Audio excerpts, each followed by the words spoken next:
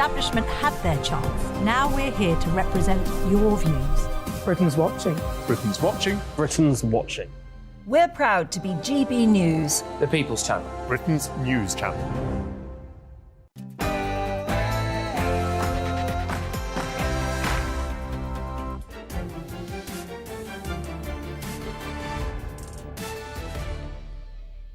Hello, good evening. It's me, Jacob Rees-Mogg, the Woolworths of Nigel Farage's State of the Nation tonight. Being the mutinous, recalcitrant that I am, I voted against His Majesty's Government's Brexit deal. Find out why shortly. And speaking of Brexit, the man, the colossus who took us out of the European Union, faced a 4-hour inquisition today by, in my view, a kangaroo court. We will be debating that shortly.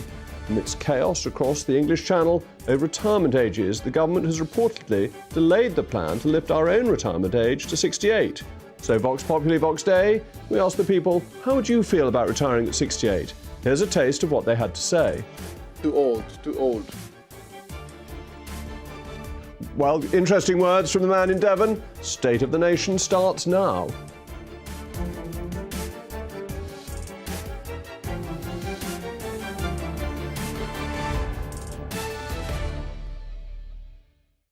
We'll also be hearing from our acclaimed panel, former editor of The Sun, Kelvin Mackenzie, and former Labour parliamentary candidate and councillor, Kevin Craig. As ever, I want to hear from you. Please get in touch by emailing mailmog@gbnews.uk. Before all that, it's been, as always, a busy day, but particularly today, and here to keep us up to date is Polly Middlehurst.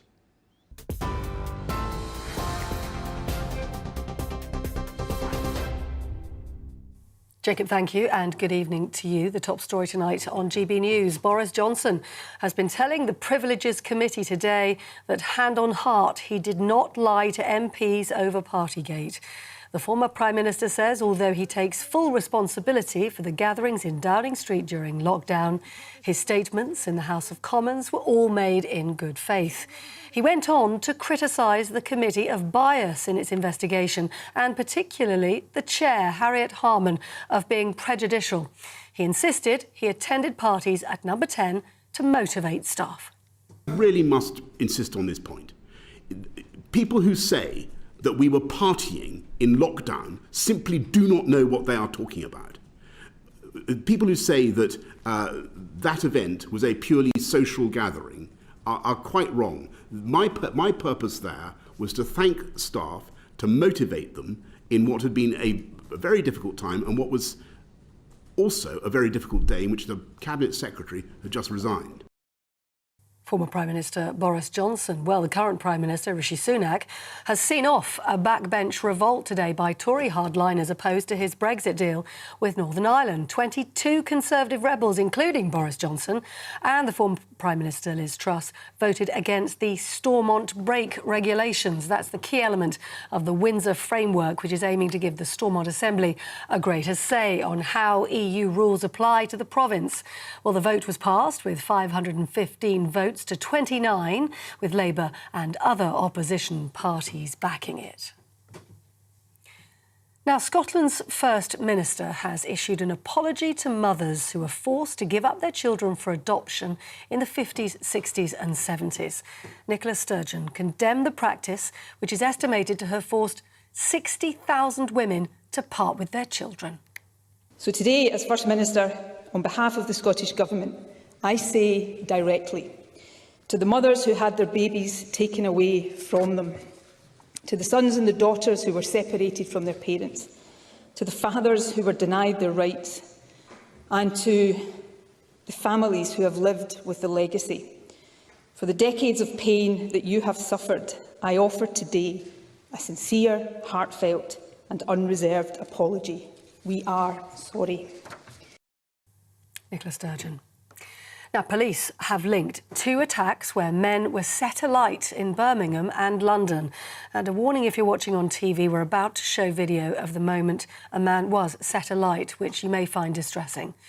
CCTV footage shows one of the victims, Mohammed Rayaz, walking home, being approached and then being sprayed with an unknown substance and set alight. Police say it's linked to a similar attack on a man in Ealing in West London last month. A man has been arrested on suspicion of 2 counts of attempted murder.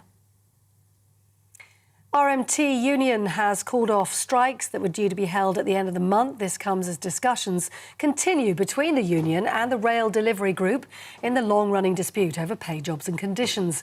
Members were due to take industrial action on the 30th of March and the 1st of April. You're up to date on TV, online, DAB+ radio and on the TuneIn app. You're with GB News, the People's Channel. Back now to Jacob Rees-Mogg.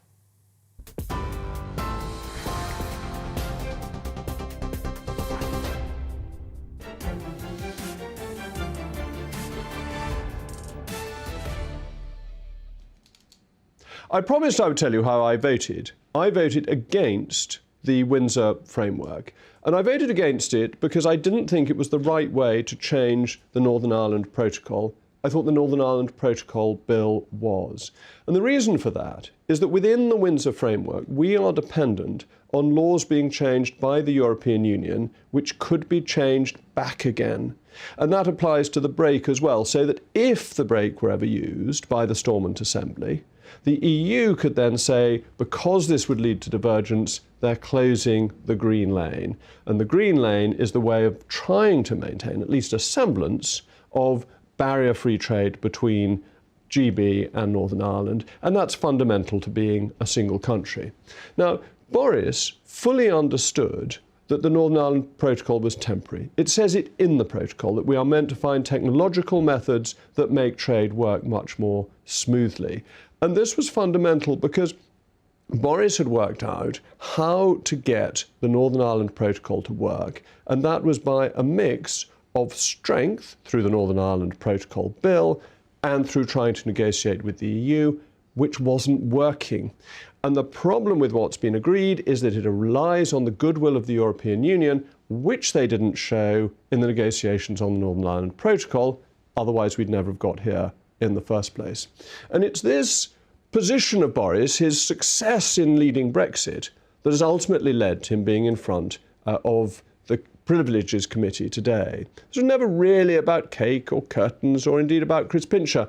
It was fundamentally about Brexit and the reaction of the establishment to Boris as the figure of Brexit. If I am the Woolworths of Nigel Farage, Boris is the Fortnum Mason of Brexiteers. And his opponents seem to suffer from Boris spongiform encephalopathy, a newly discovered wasting disease of the brain which particularly affects metropolitan types and now known to be prevalent in Islington. Because what happens, or what has happened to a number of people, perfectly sensible people who used to like Boris, even voted for him to be Mayor of London, is that they were so shocked that he turned out not to be on their side over Brexit that they lost their marbles. I think some of them even sent their marbles off to Greece, because they failed to understand that Boris was a true Brexiteer. If you read his articles going back over 30 years, you see how much he disparaged the European Union, how much he realised its failings, and that therefore it was only natural that he should be the person who led the referendum campaign in 2016, which was successful, which was tipped over the edge because of his leadership. And that angered people who saw him as a friendly liberal conservative, which in so many ways he is, but with a Brexit hard edge. And so they were determined to get rid of him, and still are. And that's why the Privileges Committee is behaving as it is, behaving in a way that seems to me to be partial and unfair. I sat in on a couple of hours of the committee earlier on this afternoon with a couple of divisions in between, and it was absolutely fascinating. I've never seen a politician go as red in the face as Harriet Harman did. She went as red as a herring when Boris reminded her of her far from impartial views of him, whilst she now says that they put their political opinions outside the door. It's not a very credible thing to say when you've already tweeted against the person who you are judging. And I think it's a pity that somebody previously so respected is undermining her own reputation by carrying on as chairman of a committee where she's reflected her own view previously. But the committee's questioning, the committee's report that it released previously, showed that they were looking to Boris to prove his innocence rather than the traditional approach to British justice where you are innocent until proved guilty, putting out the whole case against him before he had a chance to answer seemed to me to be the wrong way round. So why is Boris so annoying to these people? Well, as I said, it's because they thought he was one of them, and they were so shocked when he supported Brexit, they misunderstood him. Whereas you and I know that he's always been a true Eurosceptic, because we've actually listened to what he had to say. So that's what's led to Boris spongiform encephalopathy. We wait for the WHO to give us final details on how it's affecting people. But as always, I want you to get in touch and tell me what you think. So, as always, email me on mailmog@gbnews.uk. I'm absolutely delighted to be joined now by historian and broadcaster Tessa Dunlop.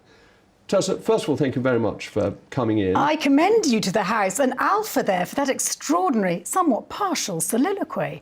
Were you writing that as you were in the kangaroo court under the desk, or did you just ad-lib it? You're very kind. I get a little bit of help from Do the you? teleprompter, and then other bits I ad-lib. You could read it, and you could see which bits were on the prompter and which bits I was I was too fixated ad-libbing. watching you. Well, you're very kind. So, tell me, what do you think of the kangaroo court, the marsupials? I don't. I find it extraordinary mental gymnastics. You've managed to conflate a parliamentary reticence about Brexit, which there clearly was from 2016 onwards, with interrogating Boris Johnson's integrity over his claims to the House, his assurances to the House that he didn't knowingly break the COVID rules.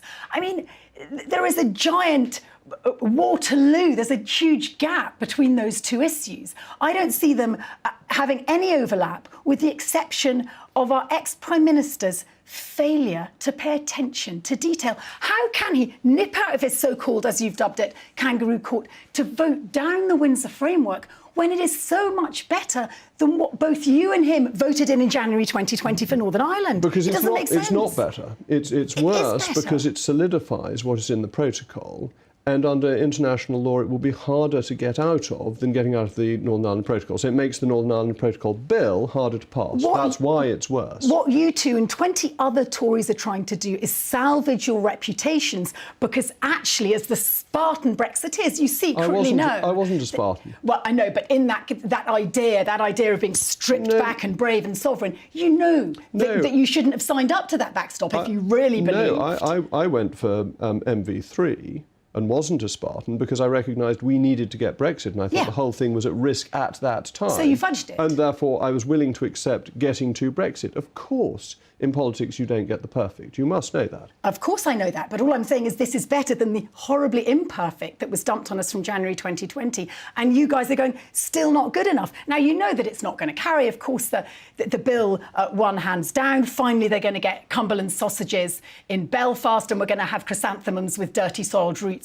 from goodness knows where, perhaps Scotland even, who knows if they're still talking to us. But the point is, Jacob, you've been beaten and you've got egg on your face, and you can't conflate Boris Johnson being a Brexiteer with him being called to account for his honesty on COVID. He didn't say anything that he didn't believe to be true on COVID. And if you'd listened to the evidence, I you may well have done. I took notes. It was quite clear that he thought that the rules were being followed, and he made a very clear explanation as to how they were followed and what the rules actually said, that you had to have social distancing if possible. And in Downing Street, an 18th century townhouse, that wasn't always possible. Where he came unstuck consistently was, on the one hand, he seemed to know what the rules were. Oh, we went outside, we opened the windows. And on the other hand, oh, whoopsie, didn't know what the rules were. We're relying on aides. What kind of aides? Oh, aides I can't name. Comms people. I mean, it was pretty thin. I think even you must have felt uncomfortable for he's your ally, isn't he? He's your Brexit leader. I thought that was perfectly normal, that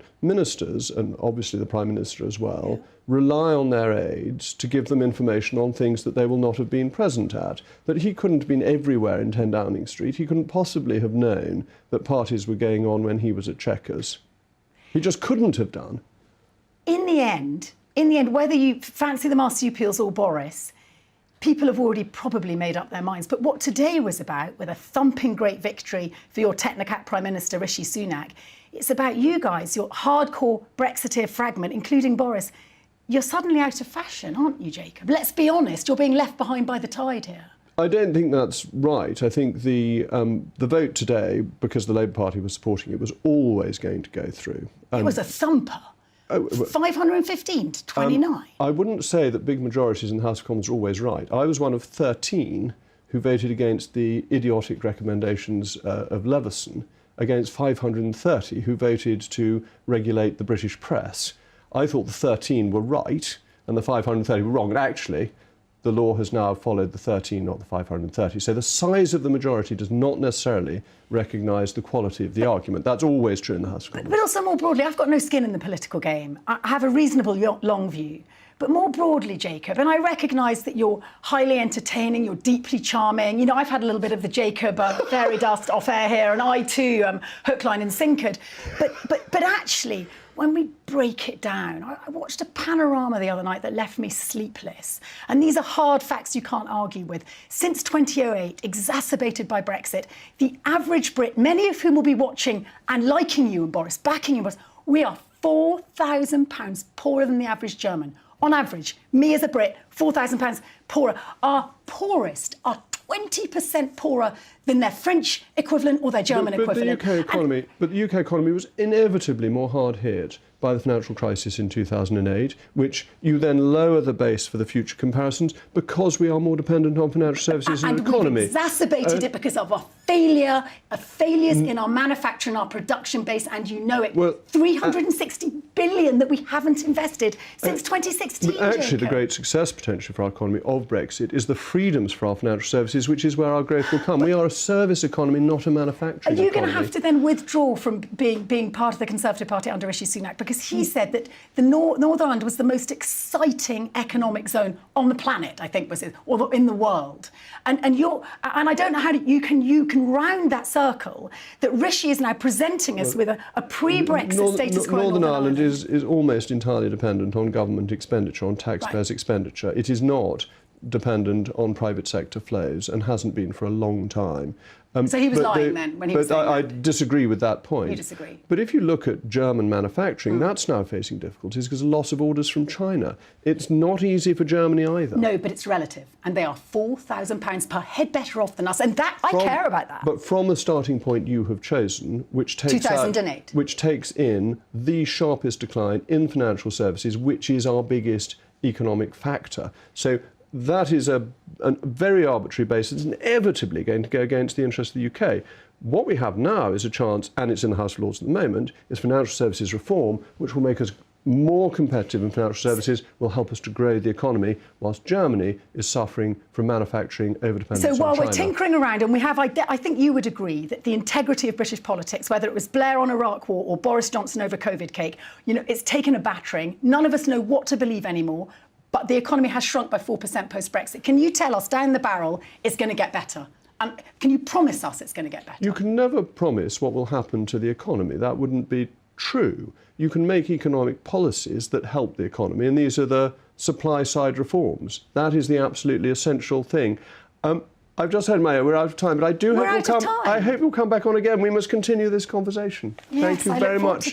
Indeed, to Tessa. But please let me know what you think. Join in the conversation. mailmog@gbnews.uk.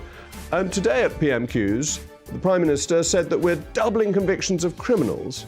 But do we have the places to put them behind bars? And does the system need reforming? That's the question we're going to be asking a former prisoner about next. So come back soon.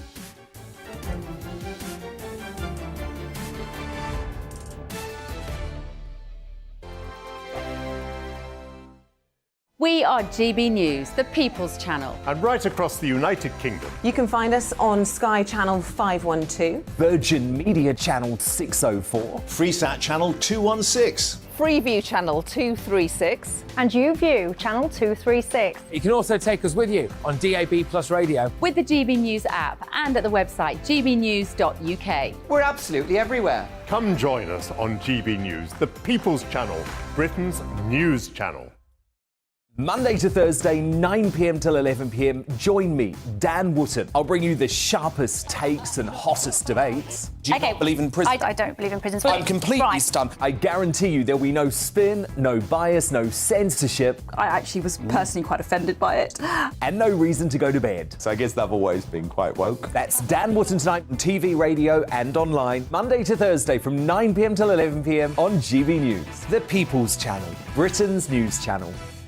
Hello, I'm Michelle Dewberry, and you can join me every weekday 6 till 7 on Jubes and Kerr. You're an inspiration to us all. Clip that bit off. Well, you are. That's my ringtone. My political ambitions those days are gone, I can tell you. She's only teasing. Go on. He's probably going to want to lay down now. I'll give him 2 minutes to have one. Let's respectfully disagree. That's what we like on Jubes and Kerr. Come and join us. GB News, the People's Channel. Michelle Dewberry, weekday evenings at 6 o'clock. I'm Simon Evans. Join me on GB News for Headliners at 11 p.m. What's the scoop? I'll be joined by 2 of the country's top comedians. That's right. As we take a look at tomorrow's newspapers tonight. We're going to get into trouble. If it's a big story, we'll be covering it. Spill some tea on him. There we go. But we'll also have some fun. I wouldn't stick up a bank. My father didn't love me. So anyway. Headliners every night from 11 on GB News, the People's Channel, Britain's news channel. It's all about family, being in people's living rooms, all the interaction and getting to know who our viewers and listeners are. When I was young, my dad used to say, no, stop arguing. I wanted an outlet that would enable me to give my opinion. People are going through a really hard time right now, and I know that you don't feel like you're being listened to by the establishment. I came to GB News because it's the People's Channel, and I want the audience to have their say on the events of the day. We're dynamic. We do something different. Democracy shows that the wisdom of the nation is in its people. I get to travel to find out what the story is from a personal perspective. The British people aren't fools. We know when we're not being told the full story. We've got to work out how Britain moves forward from this. It's the best country in the world. The establishment had their chance. Now we're here to represent your views. Britain's watching. Britain's watching. Britain's watching. We're proud to be GB News, The People's Channel. Britain's news channel.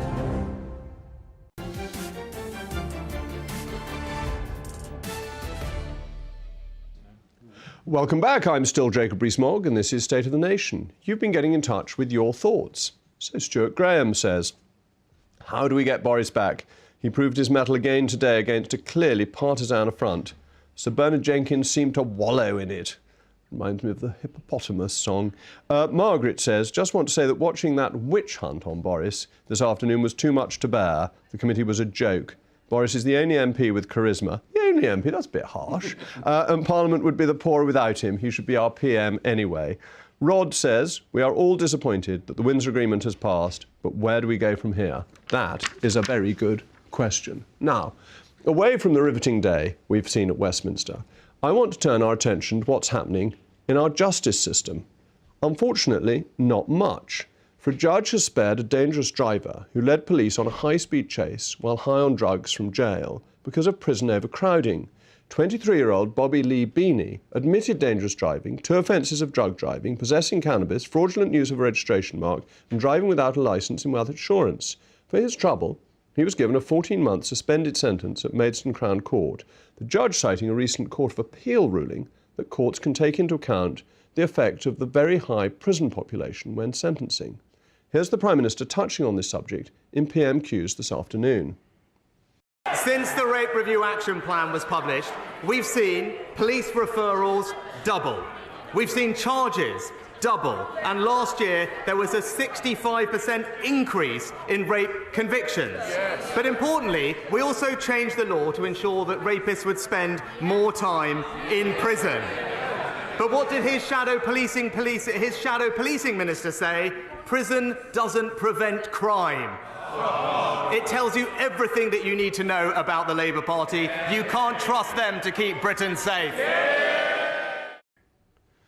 This is very impressive, and the government's done well in those terms, but there don't seem to be the prison places, because also this afternoon I had to vote in favour of a statutory instrument that will allow us to free up prison spaces by shortening sentences, potentially by 45 days, because of the overcrowding. So to discuss the implications of this, I'm very pleased to be joined by Mark Johnson, MBE, a member of the most excellent order of the British Empire, a former prisoner and founder of the Young Offenders charity, Use a Voice, and my panel, the former editor of The Sun, Kelvin Mackenzie, and the former Labour parliamentary candidate and councillor, Kevin Craig. So thank you very much for coming in. Mark, you were a former prisoner. Yep. What do you think the answer is to overcrowding, and do you think we're putting the right people in prison? Well, firstly, the article today about the suspended sentence, I think, is a really good sentence.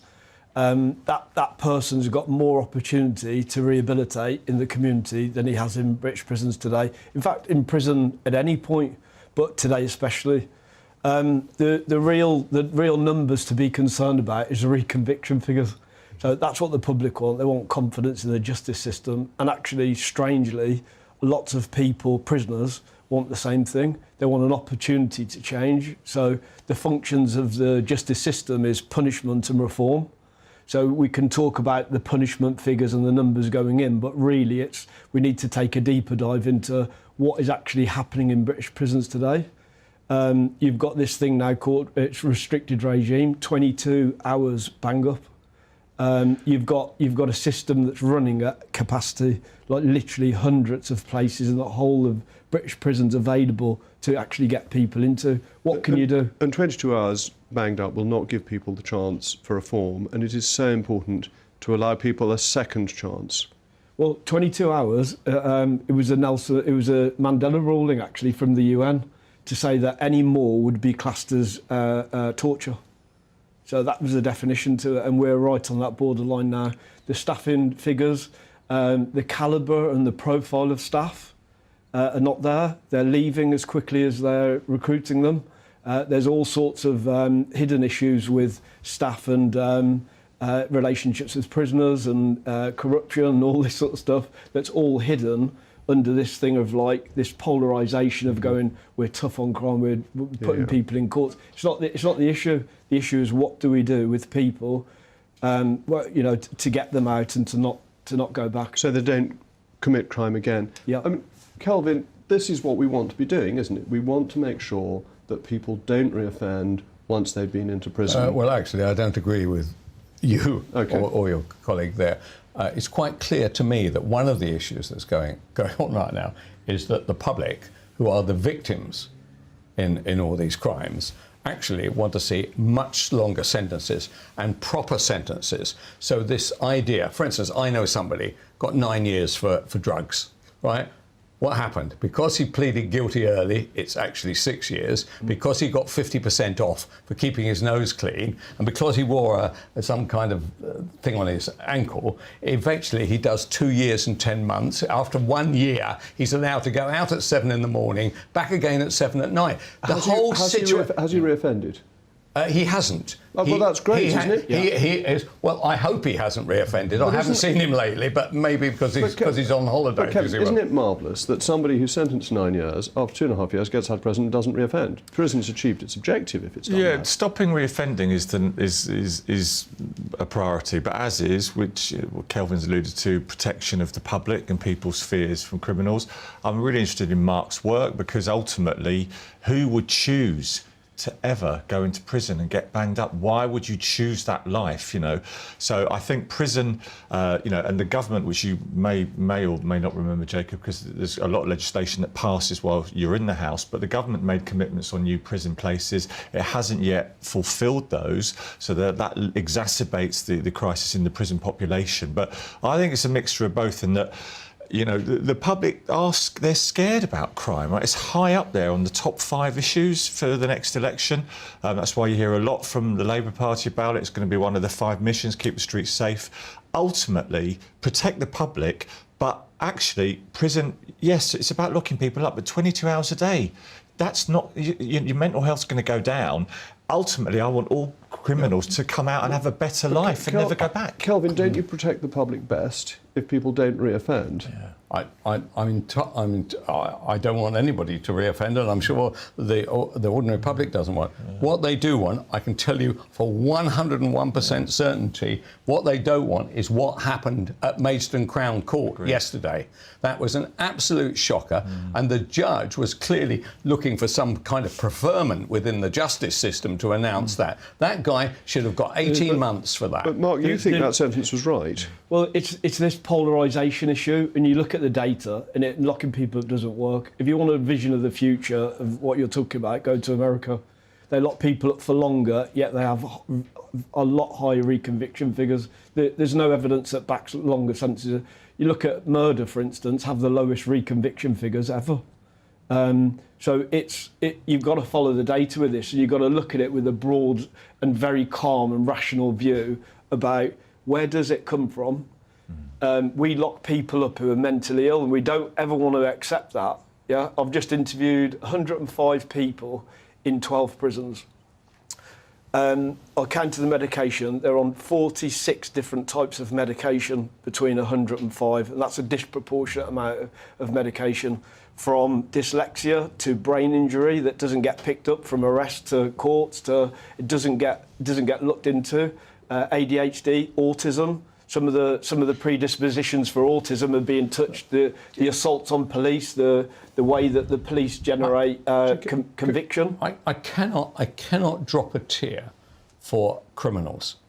I am not. Even if they're mentally ill. Look, you tell me. There's hardly anybody in this country. Injury. There's hardly anybody from Alistair Campbell downwards who doesn't claim that they have a mental health issue. Well, you don't, and I don't. Well, you say that, Jacob. I've just met somebody else. But there is nothing wrong. May I just chip in there? You know, mental health is. I don't think we should joke about it, right? Because it's.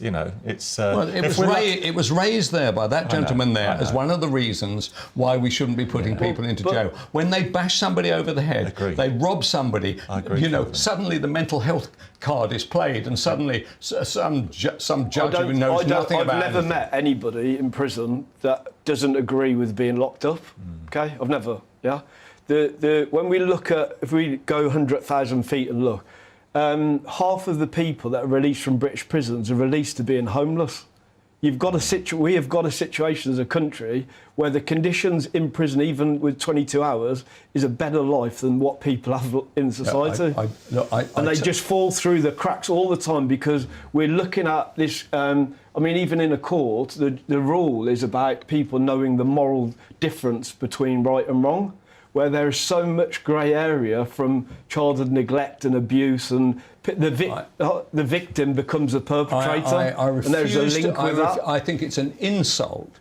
I think it's an insult to poor people in our country to believe that the fact that you can always go to your background to say that's the reason I committed fraud. That's the reason why I bashed that person over the head. It's not an excuse. And I am not happy, part of the personally, and I honestly think in this argument, I speak for a majority of this country, I am not happy at the idea of people getting 50% discounts on their sentences. Those impact statements should be used to cut the 50%. So eventually, with a bit of luck, when you get 9 years, you get 14 years, you serve it, and actually, I would be prepared. Mark, you've had the most direct experience of this. Your final word. Yeah. Well, I'm 23 years clean, and from the day I got clean, I actually committed offence like this guy today.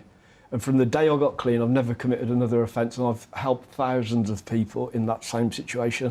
And I've also helped you to try and understand the truth of who we lock up. And you've been recognised by our sovereign for the work that you've done, which is absolutely amazing. It's the model of somebody getting their life back. Thanks so much for coming on, and thank you also to my panel. Still ahead.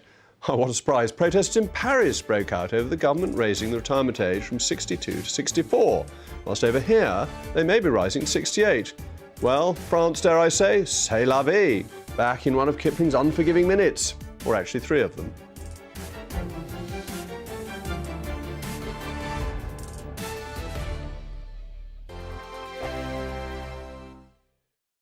I joined GB News because I was sick and tired of not hearing my views being represented, not just mine, but so many people that I knew and spoke to. I just couldn't get my voice out there. I couldn't say anything, I couldn't do anything. Whatever the narrative was, I kind of had to follow it. GB News is there to provide a voice for those who have been ignored by the establishment media. We think different things, we've got a different style. GB News is here to be optimistic and positive about the future. It's real kind of dynamic and flowing, with the audience very much at the heart of it, like a big family.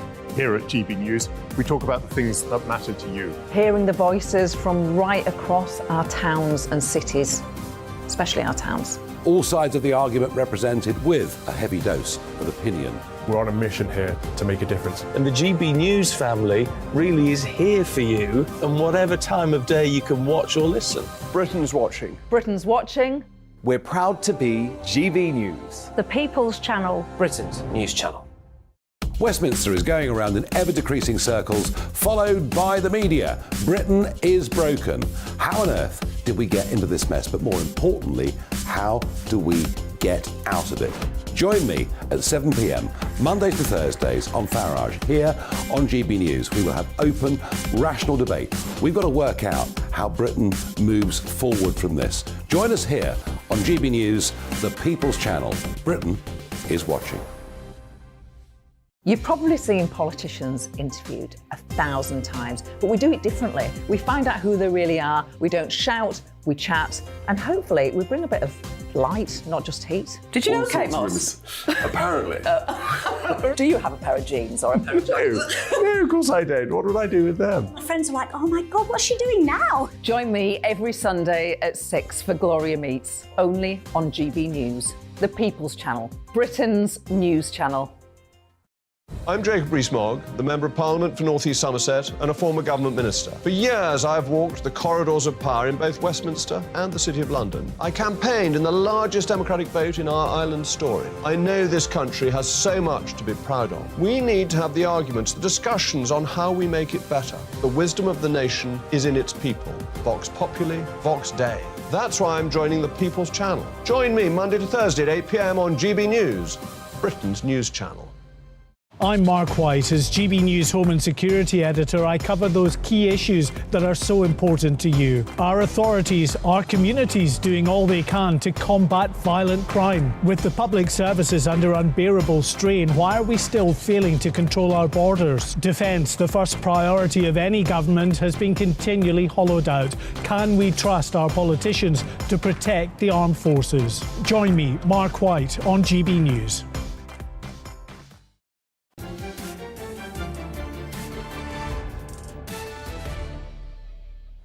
Welcome back to State of the Nation. I remain Jacob Rees-Mogg, and you've been getting in touch with your male Moggs. Peter's a hard man. Prison's full. Then bring back the death penalty and get rid of all the murderers, rapists and terrorists. By the way, we also need to leave the ridiculous ECHR, so no silly extra UK appeals.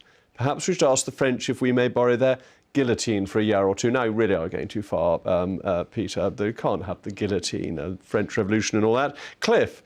The inquiry today was a monumental waste of time and taxpayers' money. It's the fundamental problem in Britain.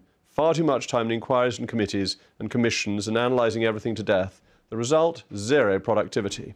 Keith, it was my misfortune to catch the tail end of the kangaroo court, which Boris Johnson was obliged to attend. Your summation is absolutely correct. This biased, long-winded attack on Mr. Johnson is a retribution by the establishment for his efforts which resulted in winning back our sovereignty. But, hello. It is, I fear, the wrong time of day to say good morning, but listen very carefully. I shall say this only once. Shall we discuss pensions? It's a subject which may seem a little dry, but has in fact led to riots, strikes and even a pair of no-confidence votes in France this week. President Macron's administration has survived the rebellion, and it seems the French pension age is set to rise to 64, to the fury of the citizens who cherish the right to down tools at the age of 62. Do we retire too early in the UK? Au contraire. To the surprise of no one, hard-working Britons already work far longer than our friends across the Channel. Our retirement age is 66, and there are plans to increase it to 68. Well, Vox Populi, Vox Dei. We asked you, the British people, how would you feel about retiring at 68? And here's what you had to say. No, probably not. 65 is fine. Brilliant. You want some time to enjoy your retirement, don't you? I don't think go for 68. I think skip is 65 to 66, but not 68. Probably don't think it should. I'm 56. You can ask me again in 10 years' time. But my feeling on it is really, it depends what you do to earn a living. If you've got a very hard labouring job or you're outside all day, I think by the time you're in your early 60s, you've probably had enough and fairly due retirement. Well, let's get the verdict of my panel. Former editor of The Sun, Kelvin Mackenzie, and former Labour parliamentary candidate and councillor, Kevin Craig. Kevin, I think the retirement age in the UK needs to go up to 70, that 68 is still too young. People are living so much longer than they used to. They are, and Macron's getting in trouble for trying to adjust and bring France into the modern age, and people don't like change. And like that gentleman said there, if you've got a tough manual job, which, to be respectful to all of us, none of the three of us here have, it's not like being on your knees and plastering or a security guard, as my lovely father was. So it's different for people, and be careful if you retire too young, retire, expire. But your colleagues in government, Jacob, you seem to be having a bit of trouble now about what you're going to do. And I don't know if you're a bit worried that you've brought in this £1 billion sort of pension giveaway for the top 1%. Again, probably all three of us here in that. And then you're probably a bit worried. I'm hearing that some Conservative Party colleagues are worried that if we've done that at the top and then we're making everyone else work longer, there's going to be a result and we'll be more unpopular. Kelvin, your brilliant political correspondent, Trevor Kavanagh, is still going strong at 80 and writes brilliantly for The Sun day in, day out, particularly on Mondays. And he'll carry on. He'll carry on forever. The black cab driver the other week told me, I said, when are you going to call it a day? And he said, I'm never going to call it a day. So it must be a lucrative game, by the way. What they should try and do is try and understand that you need never retire. The idea of retiring, I've hired some people for my new venture. 2 of them are in their 70s. OK, and honestly, their output is unbelievably fantastic. And not if their output good, they want to do it. Right, they enjoy the fact this is not a full-time thing for them, but it does bring in some money. But it also, I think, work actually establishes something about, makes you more interesting. Somebody said to me once, you retire and every day's a Sunday. Why is Sunday enjoyable? You're getting up a bit later, you're reading the paper. What happens if that's every day? And what have you got to say to anybody? So if you go to, I don't know, a do or something, and they start talking about something, do you really know enough to keep embroiled in the conversation? You tell them what you heard on GBNews the night before. That provides your conversation. So that's all. I think that problem we can solve for them. Yeah, that's true. Kevin, the reaction of the French, it's so different from ours. Do you have any insight? Why do they riot, cause such trouble, whereas we just accept what Parliament passes? Well, it's historical, cultural. I've enjoyed your use of French language tonight, Jacob, as a student. I lived it over there for a couple of years. But the tradition is different, and of course it's come quite recently. Macron, fought a very open, embracing election campaign, and he's won, and suddenly he's doing all these unpopular reforms. But they, the French attitude towards work has been less Anglo-Saxon. Okay, they for many years think that we work too hard in this country. When I was over there, I was struck by the wine at lunchtime and a very different approach to work-life balance. So all of that feeds in. But he does say, which I think is fair, that modern first world states have to adjust how much pensions cost. Countries can't afford them in the same way. Yeah. But are the three of us just very lucky that we have jobs that we really enjoy, and therefore the idea of retirement is not particularly exciting? But if you're doing a job that you don't enjoy, then retirement becomes really important. You want to get out of it and follow your hobbies. Okay, well, uniquely right now, the power is not with the boss, the power is with the worker. And there are loads of jobs. You go to any supermarket, you go to almost any shop window, there's help wanted, right? So you are in a very good shape to cut a deal. I will only work 3 days a week, I'll only work 2, I'll only work 6 till 10. By the way, the bosses are all saying, yes, the boss has to sell their company and themselves to the employee. This is completely the opposite way around. There has never been a better time to be thinking about moving your job, and that is going to be true whether you're in your 70s or in your 60s or your 50s. The day of the old person being dumped in the corner there and say, oh, Tom over there and all that, that's all gone. Just one thing, and I agree actually with Kelvin on that as a businessman, but all those public sector jobs, very physically demanding, the mental demands of, some of the professions. We heard tonight about police officers, police, teachers, nurses. Not all of those professions, folks can't go on in the same way to 70. So it is different, I think. OK, but I know, right, 2 consultants, right, bright as you like, fit as butcher's dogs, boom, calling it a day at 60. right? Completely wrong in my view. They have very good minds, and it's not their physicality which is going to... We need those consultants. We should be incentivising people, saying, when you reach 60, we're going to give you a £15,000 pay rise so you carry on until you're 70. Or a 3-day week or something. But Kevin, are you intimating that people should have slightly portfolio careers, so that if you've worked really hard and you're a teacher and you get to 62, you might want to spend 10 years working part-time or doing something, taking one of the jobs Kelvin says you can easily find at the moment? Well, again, there'll be so many people listening and watching tonight who live in a different universe to the one that we're referring to. And I think a lot of people, they want certainty on the retirement age so they can make plans. That's the big thing. And people have different level of choices according to their careers, manual labour. That's all I'm saying. Well, the other thing is that with some of the teachers, they seem to have retired while they're working anyway. That's a different subject. Kelvin. We'll get back to that on another occasion. But thank you to my brilliant panellists for that. Coming up next, our favourite tax correspondent is here to debate with me on why I'm wrong. What a thought about Britain once again lending sovereignty to another European institution. Find out after the break.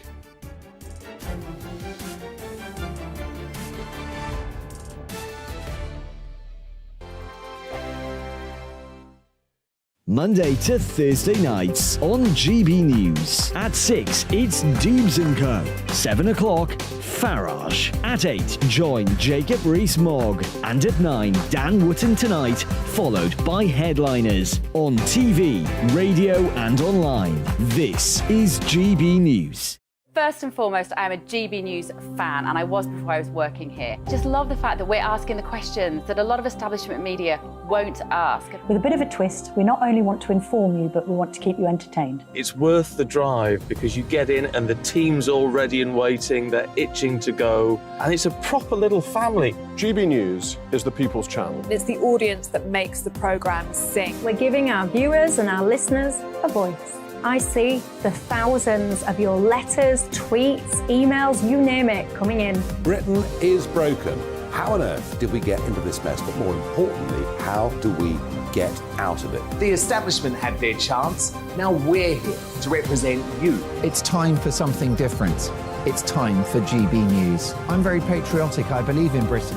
Our best days lie ahead. Britain's watching. Britain's watching. Join us here on GB News. The People's Channel. Britain's news channel. Join me, Patrick Christie's, Monday to Friday, 3 till 6. We tackle the day's news agenda like you've never seen before. It's high tempo, high octane, the most controversial topics, and the best guests. You will not be able to take your eyes and ears off it. I'm not afraid to ask the questions that you really want answered. 3 till 6 p.m, Monday to Friday on GB News, the People's Channel, Britain's news channel. GB News has its own late-night paper preview show, Headliners, where comedians take you through the next day's top news stories. You don't have to bother reading the newspaper, we've got it covered for you. Headliners, every night at 11 p.m, and repeated every morning at 5 a.m. We won't send you to sleep like some of the other paper review shows out there. GB News, the People's Channel, Britain's news channel. Join me, Camilla Tominey, on Sunday mornings from 9:30, taking the politicians to task and breaking out of SW1 to see how their decisions are affecting you across the UK. Bursting the Westminster bubble every Sunday morning, only on GB News, the People's Channel. Britain's watching. I'm Michael Portillo. Join me on GB News on a Sunday morning for topical discussion, debate, arts and culture, and sometimes even ethical dilemmas. I don't always agree with you, Michael. Michael Portillo, Sundays on GB News, the People's Channel, Britain's news channel. I'm Andrew Doyle. Join me at 7 o'clock every Sunday night for Free Speech Nation, the show where I tackle the week's biggest stories in politics and current affairs with the help of my 2 comedian panellists and a variety of special guests. Free Speech Nation, Sunday nights from 7 on GB News, the People's Channel, Britain's news channel.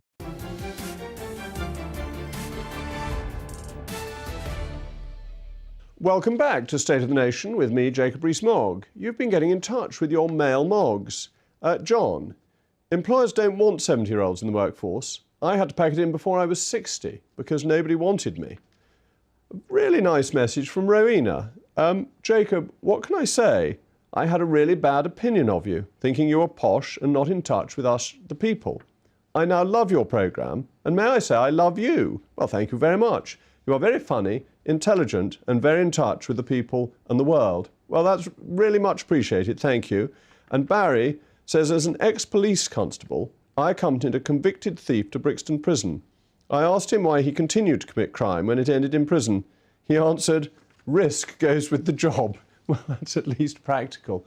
Anyway, last week, we spoke to GB News' business editor and economics editor, Liam Halligan, about a story that seemed to have gone under the radar. The UK has entered an agreement with the OECD, which creates a corporation tax floor of 15%. Now, Liam and I are concerned about this arrangement, as we feel it's another example of lending sovereignty to an unaccountable European institution. And who is to say we don't want to bring our corporation tax below 15%? The Irish have, and it's served them very well. Now, Mr. Dan Needle of Tax Policy Associates disagrees with me, and he's joining me now. Dan, thank you so much. I'm really interested in your view, because I think the challenge you've laid down is not that this is a good or bad deal, but that now that it's been agreed, it would be crazy not to follow it through. Is that a fair summary of your view? I think that's right. So you can think this is a good idea or a bad idea, the idea of a global 15% minimum tax. But the design of it, which was mainly led by the UK, successive UK governments, is, depending on your point of view, either fiendishly clever or actually probably everyone would agree it's fiendishly clever. But what it means is that if you sign up to this deal, then UK multinationals will pay tax here at a minimum rate of 15% on their worldwide profit. If you don't sign up in the UK, UK multinationals will still pay that 15% minimum tax, but in all the other countries around the world where they do business. So they'll pay the same tax, but in a more complicated way, and other countries will get it, not the UK. But Liam, when he came on, quoted from the US House of Congress, where the Republicans who have a majority said they won't sign up to this. So if America doesn't join in, does it work? Does it become effective? Well, America kind of has rules that do this already. They're slightly different, but essentially the same. The gap between the American rules and the global rules is there, but it's pretty small. But because of that gap, yes, some American multinationals will pay additional tax in other countries, and it will be a bit of a mess. And so, if the Americans don't take it on board, don't accept it, because of their power through the dollar, can't they make it ineffective in other countries? Because they're not good at allowing American companies to be picked off, and they've made that a major focus of American foreign policy over the years. That's true, but successive American administrations were also heavily involved in the design of this and agreed to it, the Trump administration and the Biden administration. So I guess some people in Congress won't like it, but I suspect any American administration is going to go along with it because they perceive it as being in their wider interests. There was a time to argue against this and stop it. The ship sailed. The ship sailed, OK. But is there any advantage on being the first to bring it into legislation, which it looks as if the UK is about to do? Because I assume it doesn't become effective until countries have not only signed up to it, but have implemented it. I think it would make sense for us to do two things. First of all, to be the first to write the legislation, because we tend to be good at that, and other countries will do it in much the same way. But to make sure that once the legislation is there, it's held off from being implemented until there's a critical mass of other countries. So it makes no sense to be the only people in the world to run the system. And the OECD is saying that this will raise an extra £150 billion of tax. $150 billion, I think, of tax, sorry, not pounds. This seems to me a means of increasing global taxation and unlikely to be good for the global economy because it's taking money from businesses, from being invested, and giving it to governments. Would you disagree with that, or are you pleased that tax will go up in this way? Well, that's a kind of political point that I tend to duck, but I would say in the UK, that's fair enough. I expect it'll raise not much money because we've already had wave after wave of anti-avoidance rules. I mean, the kind of tax avoidance this is targeted at is much harder for UK companies than, say, German companies. We've got about 10 seconds. Is it fair to summarise that you think this won't have a big effect on tax in the UK, and therefore we may as well do it because it would be worse not to? We'd be mad not to. There's no advantage for the UK government, no advantage for big business. Well, thank you, Dan. Your explanation's always so clear, and I'm very grateful that you've come on again. It's been over a week now, and we still haven't heard back from the Treasury on the effects of corporation tax rise, but they're always welcome to. But now we're going to go to Mr. Dan Wootton. And Dan, I hear you've got the most brilliant, fantabulous guest on this evening. Am I right? Oh, who are you talking about? I don't have you on. Well, maybe a certain... Somebody even better than me. OK, who could you be talking about? Maybe a certain Marc Francois? He's a great man, but no, I was thinking of a young lady you're having on. A young lady? Ms. Whiddy? What about Annunciata Rees-Mogg? I thought she might be joining you this evening. Yes, of course. Of course, your sister. I wasn't you're pulling my leg. There was I. And Jacob, well done on the vote. It was the right decision. Thank you. Well, that's going to be fun, particularly with my sister joining Dan. You'll all want to hear her. Thank you to all my guests tonight. You're waiting for the weather. It'll be lovely in Somerset. I'm back tomorrow at 8. I'm Jacob Rees-Mogg, and this has been State of the Nation. Hello there, my name's Greg Dewhurst and welcome to your latest broadcast from the Met Office. Staying unsettled over the coming days, a mixture of rain and showers. Some of those will be heavy, brisk winds too. And we can see that nicely on the bigger picture. Low pressure dominating the weather pattern. Brisk winds across the UK, outbreaks of heavy rain and showers, some of these thundery at times too, lasting right through the rest of the week and into the weekend. This evening we've got this band of showery rain pushing eastwards across the UK, some heavy bursts in there. Into the early hours we'll see further showers moving in. Some of these could be heavy at times, accompanied by some gusty winds, but in between there will be some clear spells. And temperatures not falling too low, generally 4 or 5 across Scotland down to 8 or 9 across southern England. So fairly brisk start to the day, Thursday morning, strong winds